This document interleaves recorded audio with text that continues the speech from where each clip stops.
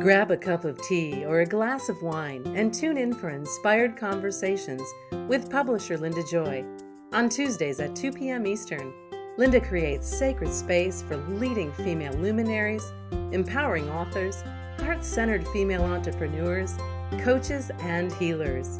A soulful venue where guests openly share the fears and obstacles they've overcome, wisdom and lessons learned, and the personal journey that led them to the transformational work they do in the world. Inspired conversations to empower you on your path to authentic, soulful living. Welcome to Inspired Conversations. I'm your host, Linda Joy, publisher of Aspire Magazine, the premier inspirational digital magazine for women since 2006. If you're interested in topics that encourage you to live from the inside out, elevate your mindset, embrace life for all its glory, then come grab your free subscription at subscribe2aspire.com. We'll be waiting for you. My friends, is your soul begging you to slow down? I know I've got that message quite a few times in my life. In today's fast-paced world, it can often leave us exhausted and overwhelmed. And I don't know about you, but I am yearning and craving deeper connections and intentional communities, which you know I am all about building. And that's why I'm so excited today to talk to life coach Elizabeth Barbour, who will be teaching us how to design meaningful rituals, sacred celebrations to navigate life's big transitions of joy, loss, and change. Elizabeth is the author of the award-winning Sacred Celebrations, Designing Rituals to Navigate Life's Milestone Transitions. A coach, speaker, and shamanic practitioner since 2000, she has been the guiding light for thousands of women to practice smart self-care when life gets chaotic and overwhelming, as we all know it can. Through her transformative program, Solid Ground, Navigating Transitions When It's All Just Too Much, she empowers women to embrace both grief and gratitude. She's a firm believer in the power of community and guides her clients to build meaningful connections so they never have to carry their burdens alone. Welcome, Elizabeth. Thank you so much, Linda. I'm so excited to be here with you.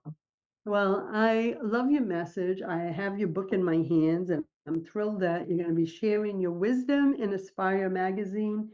And a lot of even the language in that introduction just speaks to me as a woman. I think a lot of us, and I have a large community, so I have a lot of conversations with women. I think so many of us are stuck on autopilot, the hamster wheel, that we're just going to the next thing, going to the next thing, and never taking the moment all the time to be present in our own life. So that's why your message really spoke to me about creating rituals and celebrations for these milestones. What I'd love to know, Elizabeth, is what led you to this particular work in writing this book? Because I found that most of my guests, there's something in their own life that led them to the work they're doing now. Is that true for you? It is. Yes, that's a great question, Linda, and a great place to start. So when my mom was dying, my adoptive mom, so I'm adopted and I have an adoptive mom and a biological mom. So when Joan, my adoptive mom, was dying back in 2016, I, for lack of a better word, served as her death doula with the support of my healer and my shamanic practitioner. And I helped her to release herself of her earthly body and make her transition. And it was a very loving, peaceful, just connecting experience for the two of us, really, to walk that journey together. And when she actually died, I was planning on, we were living in Houston, Texas at the time, and she had moved there so I could care for her. And we were planning on burying her in Florida, where my dad had been buried, 20 years prior. And my girlfriend said, "But Elizabeth, you have to do something here." And I said, "Well, my mom didn't really have many friends here." And my friend said, "No, but people want to show up for you." Mhm. So I created what I called, and it's actually the opening story in my book, if you read it. It was called the White Rose Release Ceremony. And I invited about 30 to 35 women from all aspects of my life, neighbors, friends, clients, people I went to church with, people I danced Zumba with. And they came to my home, and we had this really beautiful ceremony, talking not only about my mom, but talking about mothers and women and family and our relationships and the importance of that. And I can tell you more about the ritual, but so what was so powerful about that ritual is afterwards, so many people said, "Elizabeth, that was like the most amazing thing we've ever experienced." Like that was just so powerful. And that was when I realized that I needed to be teaching people about the importance of rituals and how to do it, how to create it in our lives. Well, the book is powerful. Like, I love how it's broken down into the different aspects of our lives that we might want a ritual or celebration. So it's so beautifully written. In your bio, I mentioned that you're also a shamanic practitioner, right? Yes. Ritual is a big part of all of that. Is that where you started playing with ritual and celebrations? Is through that inner work yourself? Actually, it's not. What's really interesting is there was foreshadowing many, many years ago. So I first became a coach back in the year 2000 when, I was one of the early adopters in the profession. And I would tell people, I'm going to be a coach. And they'd say, "Well, what sport?" Yeah. I'd say, "No, no, no, I'm not athletic." And I remember one of my very, very first clients was a woman who had been trying to have a family, had been trying to get pregnant and was unable to do so. And she and her husband had finally decided that they were going to stop the treatments and they were going to choose to be at peace with a child-free life. And I'll never forget this coaching session. I said, "Well, what if you were to design a ritual?" And she said, "Oh, that's a great idea." And so together we co-created and co-designed this ritual that then she and her husband did with their friends and family. That was back 2000. This book just came out in 2019. So so that was sort of, I think, my first entree to ritual. And then soon after that, I was going through a divorce from my first husband, which I also write about in this book. We might talk a little bit about it later. And I had a friend who had been divorced twice, and she said, "Well, are you going to do a ritual to honor your divorce?" And I said, "Well, I hadn't thought about it. What should I do?" And then I ended up having a series of 3 different rituals that I did for that divorce. So it's been with me for a long time, but it's just really come together in the last I'd say 5 to 6 years. So Yeah, even the book, like the cover, the woman sitting in circle. Um, I'm all about intentional community. I have quite a few yeah. circles, and I just know there's power in it. So let's talk about a change because a lot of your work is about, milestone transitions. Mhm. So we all know change is a part of life. All of us have experienced that. And why do you think it's important for us to have coaches and help us to guide us through these changes? Well, as you said, Linda, it's about being in community. It's about witnessing one another. And I think that we are not designed to be solitary walking through this life. We are designed to be in community and connection, whether it's friendships, whether it's family, whether it's collaborating with work partners. And I think that coaches and healers and helpers can serve a special role when we're navigating change that's a little different than what we might get from our friends or, say, a sister or a mom, because coaches and healers and professionals are going to offer a different perspective. They might have some tools that we don't have ourselves, that would help us get unstuck. They can hold up a mirror and help us to see ourselves differently than we can see ourselves. And then even our friends can, your friend can maybe say something to you and you'll go, "Ouch, that hurts." But your coach or your therapist says it to you and you're like, "Oh yeah, I hear that." So we receive it differently, you know? That's a big one, I think. I think of the coaches that I've worked with and in healers, it's almost like they're neutral, where Yes. friends and family have their emotions tied to us in their own stories about us and what we can do and what we shouldn't do. I love having a coach in my life, as well as healers. So I think that's an important aspect too. And the biggest thing is too is letting go of this as a woman, this thing of I can do it myself. I've got this. I don't want to be weak and appear that I need someone. Has nothing to do with needing. It's opening. It's like opening to receive the support from others. And do you find a lot of women struggle with opening to receive support? Absolutely. I think they are much more inclined to be willing to offer support. Oh, you need help? Sure, I can do that. Oh, you need me to bring cookies for the bake sale at school? Sure, I can do that.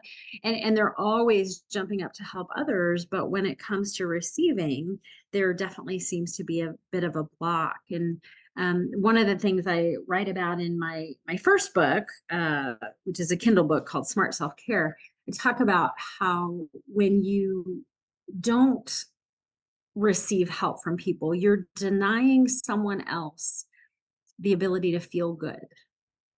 Because, think about it, right? When you offer to help somebody, let's say you have a friend who's sick and you're like, oh, can I bring you some chicken soup? And they're like, oh, yeah, that would be really great because that would help me feed the kids tonight. Sure. So you make the soup and you're in the kitchen and you're feeling really good. Like, oh, I'm making this with love and I'm going to go bring it to my friend. Well, if the friend said, oh, no, I don't need your help, I'm fine. Well, then I missed out on that experience of being able to show up and serve you with love. And so I try and remind people that receiving is just as important as giving. It's a beautiful message. Elizabeth, we're going to take our first break. When we come back, we're going to dive deeper into this conversation. Okay, great. We'll be back in a moment, my friends. You're listening to Inspired Conversations. You can learn more about Elizabeth Barbour at elizabethbarbour.com. And Barbour is spelled Barbour. elizabethbarbour.com. We'll be back in a moment. Inspiration for a Woman's Soul. Aspire Magazine, inspiring and supporting women on the path of self-discovery. Claim your free digital subscription today, which includes access to thousands of dollars of personal development bonus gifts from Team Inspiration partners. Claim your Aspire Magazine subscription today at subscribetoaspire.com. Welcome back. You're listening to Inspired Conversations. Today we're talking about sacred celebrations and designing rituals to navigate life's milestone transitions. With me is Elizabeth Barbour, author of Sacred Celebrations. She's also a coach, speaker, and shamanic practitioner for 24 years. So we just talked about, the importance of also being able to receive, because I look at it that way too. It's a beautiful energy exchange. What do you think some of the biggest challenges women are facing today in their lives, but also in this whole realm of creating space for themselves in their own lives? Yes. Gosh, so many things in the way. I mean, the number one thing I see with my clients is the caregiving burden. I think that at least in our Western society here in the United States, because we no longer live in multi-generational households, some people don't even live in neighborhoods anymore. They might live more independently. Women have the real lion's share of raising children, caring for elderly parents, supporting their spouse or their partner, helping out with their friends, helping out with the community, volunteering at school, volunteering at church. And oh, yeah, by the way, they're also working full time too. And so I think that the caregiving burden is just so huge. So many of my clients over the last few years, and particularly during the pandemic, we really saw that I think women suffered more And particularly, I can just speak from experience, particularly those of us who had kids at home during the pandemic, because suddenly you've got a kid home learning, doing virtual learning, and you've got a partner at home doing virtual work, and you're like, I'm ready to get out of my hair. But the reality is that so many of those tasks do fall to women, and it's exhausting. It is, and, Aspire's been around for 18 years, and I've done 13 summits, so I've held a lot of conversations. This show's gonna be 9 years old, and that's a thread that I've seen throughout all those conversations is, and I'll paraphrase it this way, women are at the end of their own life. Like, Yeah. they're at the end of their to-do list. "Oh, well, I Yes. have to do this until I do all this for everyone else." And then they're exhausted, resentful, overwhelmed, which then turns to health issues, et cetera, et cetera, et cetera. And they don't know how to get out of their own way of saying, "I give myself permission, um, to be the number one in my life." Because if we can treat ourselves from a full cup, everyone in our life is going to benefit. But for some reason, many of us have this mentality, and I'm speaking as a recovering overgiver, right? Mm-hmm. We have nothing left and wonder why relationships stagnate and all this. It's because we're giving from this place of exhaustion. Do you see that too? I do, and I think you really hit with the right word, which is around permission, Linda. I think that women really struggle with giving ourselves permission. Is it okay for me to do this? Is it okay for me to say no? Is it okay for me to ask for help? Is it okay for me to do something different than what's expected from me? And I think, in fact, I've led retreats over the years, and I've led retreats on and off in my years in business. And one of my favorite exercises to do with people is to have them write a permission slip for themselves. I give myself permission to dot, dot, dot. And it always involves, letting go and not doing that and resting and saying no. We need to do that more. We do, and as I shared, I'm a recovering overgiver and Hmm. run on caffeine, just trying to get everything done in the day. And it was probably the last decade. And for reference, I'm going to be 62. So, I don't want women to wait till their 50s to give themselves permission to love themselves, to nurture themselves, to go after their dreams. Right. That's why I hold these kind of conversations because it's like, ladies, don't waste 52 years as I did, right? Hmm. Being at the end. So I'm loving this conversation. And, I've you've written that we need more rituals, right? And Yes. I believe we do. To me, life is, some people are funny about the word rituals, and I was one of them 30 years ago. And then I said, wait a minute, every I have a ritual every morning, get up, brush my teeth, take a shower, do all that. That's a ritual. So talk about what you mean about we need more rituals. Hmm. I think about rituals as sacred containers. And it could be something as simple as what you just said, having my morning cup of coffee or a cup of tea. And it could be something as big and grand as a wedding celebration, that goes on for hours or days with lots of people. But to me, what makes rituals distinct from habits is that there's a sacred element to them. We put more intention and meaning into that experience. And I think that we need more rituals. It goes to exactly what we were just talking about around permission. Rituals give us permission to feel more deeply in our lives. When I just stand in my kitchen and I'm drinking my cup of tea in the morning before I'm getting my kid off to school, I'm just drinking my tea mindlessly. If I take my cup of tea and I sit on my back deck and I listen to the birds and I look at the deer that are walking through my backyard and I hold my warm cup of coffee, my warm cup of tea, as the fall, leaves are starting to change and everything. That's a completely different experience. It's a little bit of a moment of touching into the divine and feeling my body and my spirit and going, this is going to be a really great day today. And so there's the magic, I think, that comes in with that. Um, the other thing is, I think that we need more rituals. Going back to what we were talking about earlier, Linda, it's about connection, it's about community, about having a shared experience with people that we love and feeling less alone in the I have an example or two I'd like to share if I may. Yes, yes, please.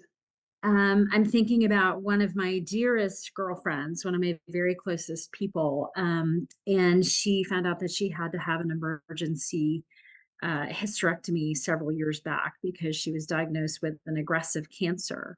And she asked our group of friends, she said, "Would you please do a ritual for me?" And so, because we were all sort of scattered about, we did it on Zoom and we did like a prayer and blessing ritual for her. And we envisioned her, being healed from her sickness and, prayed for her doctors, to have sure hands and for her children to be loving and understanding because they were so young and so prayed that family would take care of her. And it was just this beautiful, we were maybe, I don't know, 45 minutes on the Zoom together, but it was just this circling up of love to give to our friend as she headed into surgery. And now I can say gratefully she's 3 years cancer free and she's doing great. But she talked about how important that was for her, to know that we were all lifting her up during that time. It is powerful. And I believe in the power of prayer and collective intention, the energy that was rippling from all of you to her. Yes. I know it's helped me through two life-threatening surgeries. And Hmm. there's a power to it. And people don't understand that when you come together in a sacred container, and it's funny because that's the language I use in all my group programs, I create sacred containers. Ah, okay. Oh, yeah, all my group programs, in every book project, I'm like, "Here's the sacred container, ladies, step on in." Mm, So you and I have a lot of, like, similarities in yeah. how we love to hold circle for women. But something else you said about drinking the tea and the difference between just drinking it in the kitchen and going out to your deck, right? The word Mm-hmm. that kept dropping in while you were sharing that story was intentionality. That's the Yes. difference for me with my rituals is what you described on the back porch was done with intention. And to me, intention is like part of the energy of life. It's like, am I Yeah. fully present in this moment? And so I just wanted to share that because that word kept dropping in as you were sharing that story. You were being present with intention in that moment, sipping the tea, tapping into nature. And that's what really ritual is about, right? Being fully present and bringing that energy of love, love and intention out to whatever it is that you have in the ritual about, whether it's a wedding, your friend's health. Does that word resonate with you for rituals? Oh, absolutely. Absolutely. And I think that the element of presence that really speaks to me too is the sensory experience of it. Just if we continue to riff on the cup of coffee or tea on your back deck, right? It's like the feel of the cool I live in the mountains. So the feel of the cool mountain air, on my skin as we're starting to get into fall, the taste of the tea, the listening to the birds, like when we can engage our five senses, that helps us with the presence. That helps us to be really more embodied as we're more connected with the divine, too. It's both, right? Um, Yes. And I love that about the connection with the divine because as I stopped doing and learned how to be, because I've been an entrepreneur for 32 years. So my first business, I met her back in the 90s. I had just got off welfare, started my first business with $2,400 and grew it within 5 years to win Entrepreneur of the Year for the state of Mass for the wow, SBA. that's Yeah, that was awesome. yeah, I've had a hell of a life. But the part I want to share is back then I was in the energy of masculine energy, do, striving, chasing, Yeah. thinking that my worth, my value was out there, well, I'll prove my worth, I'll win another business award, and was motivational speaking. Colleges, I was a high school dropout, and colleges are having me come teach about marketing at Bentley University, Simmons College of Graduate Work. But guess Mm-hmm. what? I was out of balance. And so what you described on the back deck to me is being fully present in the moment, being fully present in my own life. And when I look back at those years that I was in the other energy, I think a lot of us, when I talked about the hamster wheel and that that cycle that women are in, it's because we've forgotten how to be. Yes. Yes. I And think that I think the out of balance is the key. yeah, And we do, and certainly I think it's different times in our lives too, right? Where we have to get into the masculine of oh, doing, whether we have it's to have, getting, yeah. And I want to make that clear. We have to yeah, have both. I want to yes, this yes, this brand for 18 years. If I didn't have the foundation of strategy and structure, but my yes. creative flow and aligning with the divine helps things flow easier, but I couldn't have one without the other. I've lived in the masculine back then, which was out of balance. Then I went so far into the feminine, like, I will just manifest. But I didn't wanna do the action, and so I was out of balance that way. When I came into center 15 years ago, my business exploded. I had a beautiful Mm, merging of the 2, and, yes. I think that's a big message for women. We have to spend as much time being as we are doing, and I just saw the time, so we're gonna take a quick break, but let's get dive deeper into this topic, Elizabeth. Great. We'll be back in a moment, my friends. Please be sure to grab a copy of Sacred Celebrations. You can learn more about Elizabeth's work at elizabethbarbour.com, and that's Barbour. We'll be right back. Are you ready to magnetize your soulmate partner? It is possible. It begins by learning to become your own soulmate and falling in love with your life. Karen McPhail is a soulmate manifestation coach, infinite possibilities trainer, and certified quantum manifestation coach. Karen is also the creator of the popular Soulmate Solution program, a best-selling co-author, and empowering media guest.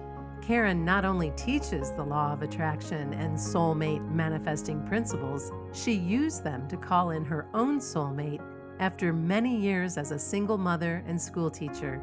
Her personal journey to attracting love using the soulmate solution strategies is what fuels her passion for supporting other women to do the same.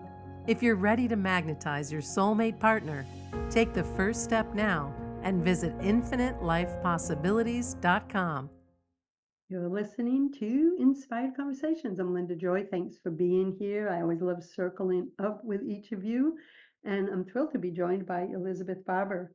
So, Elizabeth, right before the break, we were both getting so excited because um, in a lot of the women I speak to, especially the ones that have been following me for decades, in the virtual world, they're like, Lynn, you're so much more peaceful now. You have more time off than you've ever had. And how are you running Mm, 5 brands and always seem zen, peaceful, and are always traveling with your honey and take summers off? And I go, because I take time to be. I'm no longer pushing, chasing, striving. So talk mm. about that. The women who may feel like they can never get off the hamster wheel or autopilot, what's your message for them? Because you know what it feels like to be finally off the hamster wheel. I do. Yeah, and I think it's funny that when you asked me that question, Linda, the very first thing I did was saw myself in the woods on the hiking trail. That was the very first answer that came in for me. And part of that is inspired. Last year, I was in a really horrible car accident. I was in a head-on collision and had a really bad concussion. And so I was out of work for about 4 months. And it was being in nature that was such a big part of what healed me. Because nature, like we were just talking about, you were talking about the importance of being back in balance. Nature is balanced. So the more we spend time in nature, the more our body gets into rhythm. with how we are naturally designed. And so, I think one of the things that we miss, one of my favorite books, are you familiar with Wayne Muller's book called Sabbath? No, no, I don't think I've read that one. And I'm an Okay, avid so reader. it's called Sabbath, and I might get his subtitle incorrect, but it's like finding joy and delight in our busy lives. And I absolutely love this book. It's one of my all-time favorites, but he talks about how in nature, you just don't skip over winter. You don't have the fall, or you don't have spring, summer, fall, and then skip winter and then keep going back into the busier, more productive seasons. You have to have winter. You have to have time. The trees and the seeds and the flowers and the plants and even the animals need time to germinate in the darkness of the soil, or in, the mama bears in their dens with their cubs. We need that time to slow down and regenerate before we can then come back into the busier times. And so I think that beingness is what happens when we give ourselves permission to rest. But to your point, we're living in a society where we're always, go, go, go, do, do, do. So there's not as much emphasis on being, because who has the time for that? No, it's So, so funny because as you were speaking, I'm like, oh, she's right, because when I was back in that other business, we live in the middle. I think you've seen photos. We live in the middle of the woods on a spring-fed pond, and we've yes. had multiple homes on this pond. And when I first met my honey, we've been together 30 years. We were coming down the dirt road. We didn't own this house. We've built 2 houses since then, but we had this little house on the opposite end. And we were driving down the road, and we were probably seeing each other 6 months. And I had my retail business. And I'm looking down as we're coming down the road, and he goes, "Hey." I said, "What?" He goes, "Don't you even see this?" Because he's a nature lover. He connects deeply. So I'm Mm-hmm. like what he's talking about is driving down this beautiful dirt road. The view opens, and the sun was setting, and like it was beautiful. I was so Mm. in my damn head, right? So I was looking at him like had 10 heads. And I looked at him like, what? He goes, "This, are you even here right now?" And that was Mm. my first message of like, so I looked up and said, "Oh yeah, pretty." Went right back to my phone, right?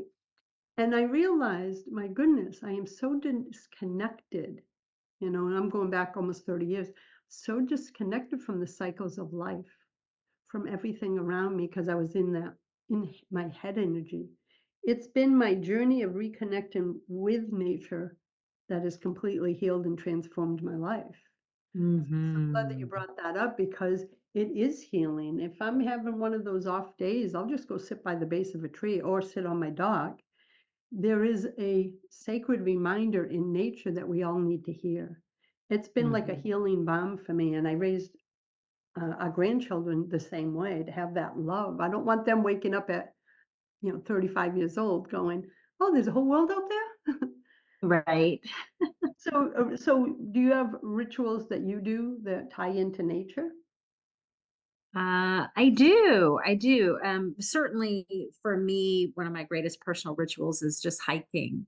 It's one of the reasons why I moved back. I live in Asheville, North Carolina, and I had lived here 20 years ago and then moved away for work reasons. And then when I came back, it's just such a healing balm to get out into the woods. So every weekend, I always make sure I get out at least once and twice if I can.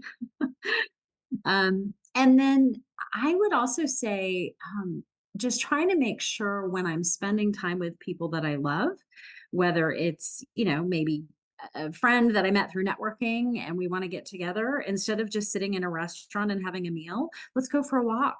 Let's go be outside. If I'm going to spend time with my daughter, it's like, hey, let's grab your volleyball and let's go up to the volleyball courts and pop the volleyball. And not that I'm very good, but she's good. She's on her volleyball team at school. And, let's go pop the volleyball around. Let's be outside. So just trying to incorporate that into my daily life.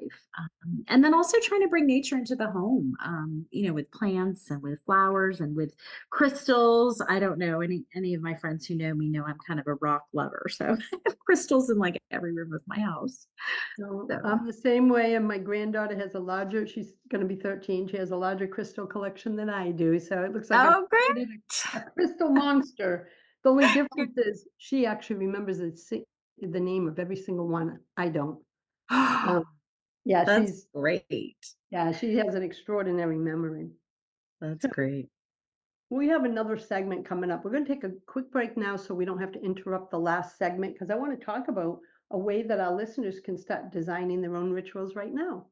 Okay, great. So we'll be back in a moment, my friends. Stay tuned because we're going to be talking about how you can design your own rituals starting now. We'll be back in a moment. Inner peace, joy, and fulfillment are yours, even if they feel out of reach. When you learn to befriend your shadow emotions instead of avoiding or stuffing them, you free yourself of self-sabotaging patterns, beliefs, and habits that keep you from living your most authentic life. As a life transitions coach, professional certified coach, certified RIM facilitator, IPEC Energy Leadership Master Practitioner, and Human Design Consultant, Mary Jo Rathgeb intuitively and compassionately supports women to shine a light on their shadow emotions so they can reclaim the energy and wisdom contained within. This sacred work frees women to be who they really are and not someone they think they are supposed to be, and empowers them to live a life that aligns with their deepest truth. Learn more at maryjorathgeb.com. Welcome back. Thanks for listening. You're listening to Inspired Conversations, and with me is Elizabeth Barbour, author of Sacred Celebrations. So in our final segment, Elizabeth, what are some ways the listeners can start designing their own rituals? Well, I think the first thing to do, Linda, is to really take a look at your life and see where might I benefit from having a ritual? Like, where do I need help and support, whether it's being more present with myself and my own maybe healthy living routines? Or is it, gosh, I really wish that my family was connecting more because, we're running in 5 different directions and we don't take enough time together. So I would think that's the first part is just sort of assessing like, well, where's the need? And then the second thing is to just really think about, so what can I do that's easy and accessible? So for example, let's say that you're working on your health journey, right? Like you and I were talking about that beforehand, relationships with food and exercise and healthy living and feeling good in our bodies. Maybe you start a gratitude journal that's focused on healthy living, and you have a ritual where every morning or every night you write down 3 things that you're grateful for around your body and the choices that you made that day. If you want some accountability with that ritual, then find a buddy and say, hey, every day let's text each other 3 things that we love about where we are on our health journey right. So that would be one thing you could do with that. If it was something more related to, let's say, connecting with family, and I'm just giving examples here, there's lots of things you can do. Yeah. But I write about in the Sacred Celebrations book a coaching client that I had years ago, and she had a teenage son who was just being teenagery, and being, a little self-referenced and a little entitled and a little grumpy.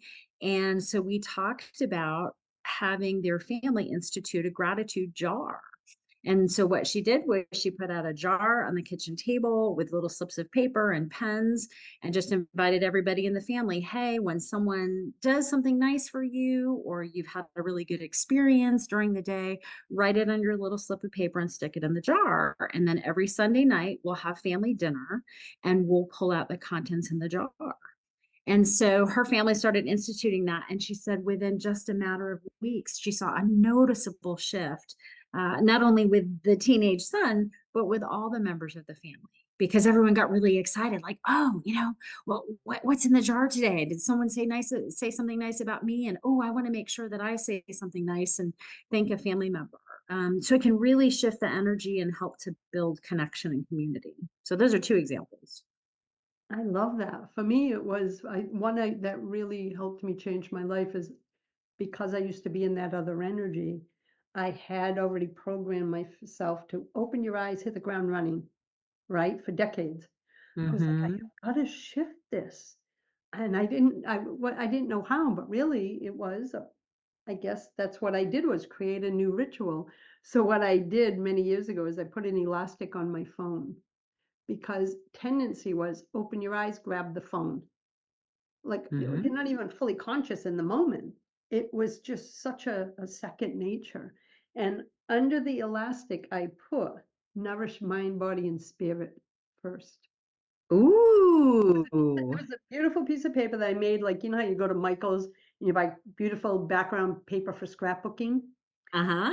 I made it with intention and love, and then I would slip it in there, the elastic, and then that every single night before I went to bed, because I wanted to break that damn habit of grabbing the phone and bringing other energy into my life before I was even fully energetically in my body.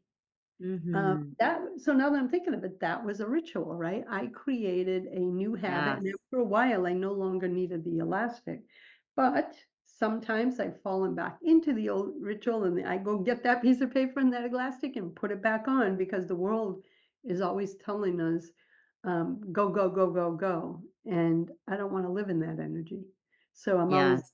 I call it, I teach my clients, it's like, listen, we're always recalibrating. You will slide back into old behaviors, thoughts, beliefs, patterns. That's okay. Don't judge yourself. Recalibrate, or in this case, create a new ritual. So I'll be recommending your book because there's some juicy rituals in there. But something as simple as that, that was creating a ritual. I love that so much. And that's such a great example for the times that we live in because we are so addicted to our technology, our phones, our laptops, our whatever. And so I think that uh, finding a way to stop that automatic habit and say, wait a minute, what nourishes my body, my spirit, and my mind first? That's great. Love it. Yeah, and that has been really healing for me. Another thing for me, I think too, is we have, it's not like 30 years ago. Now we have more information coming at us from every single angle, our phones, our watches, every piece of technology. That can lead to energetic overwhelm, Hmm. emotional overwhelm. So, I have little rituals. I do not have notification. Email has never been on my phone. I can't even access my email from there. I do not have notifications, Facebook notifications on my phone. I don't want to get energetically pinged all day long. So those were little rituals that I created to keep I call it sacred container, my energetic container, clean and pure so I can navigate this life in my own energy, not the residual energy of everything around me. Do you have Yes. energy cleansing rituals that you use aside from being in nature, which I think is the number one ritual? Yes. Actually, I do. I actually have a visualization exercise that I do every morning when I'm in the shower. As I'm, just washing my hair and getting my body clean. I sort of breathe in white light from the top of my head or my crown chakra, and I invite it to, infuse my all of my cells and being with this white bright light. And then what I do is I actually visualize mirrors, like little tiny mirrors, sort of spiraling up and surrounding me but facing out, so that if there's any negative energy that's thrown my way during the day, intentionally or not, 'cause sometimes this just happens, that then it'll sort of bounce off of me or deflect from me. And yeah, that's kind of my little energy sequence I do every morning in the shower. So, I love that. I love morning. I love shower meditations. uh-huh. I do Yeah. the white light sometimes, but sometimes I switch it up and I have the light of the color of every chakra Hmm. come in through the body, clear the body, go clear me out so I can start the day energetically cleaned. But I think having all these rituals, and I want to talk about your book and give it another push, because I really want to invite everyone to grab a copy of Sacred Celebrations, Designing Rituals to Navigate Life's Milestone Transitions. And I'm just going to read a couple things that you're going to find in there. Let me get to my table of contents because I have Oh, some pages marked. But like you have part 2 is life's milestone transitions, and you have like women's transitions, divorce, moving, weddings, growing up, um, everyday gratitude rituals. Like there's something for everyone here. And what's fun is you could bring the family into it, as you said, which I think is so beautiful. I do that with my daughter's 40 now, and my granddaughter's 13, but everything is with ritual for my daughter.